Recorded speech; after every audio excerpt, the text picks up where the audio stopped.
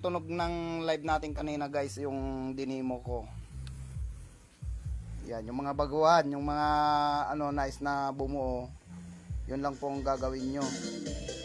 Kung wala pa kayong ano, kahit isang amplifier muna, yan, concert 5 auto, tsaka isang equalizer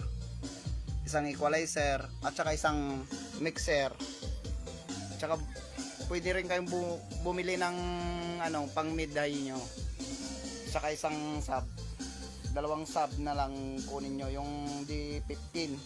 Yan, ito na yung kinalabasan ng demo natin kanina, na set up ko kanina, yung tunog niya ngayon.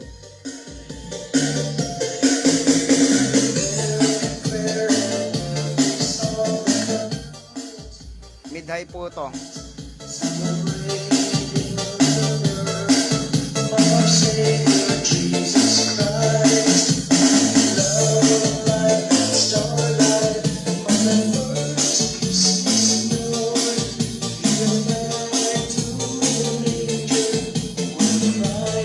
Dalawa na yun, mid high.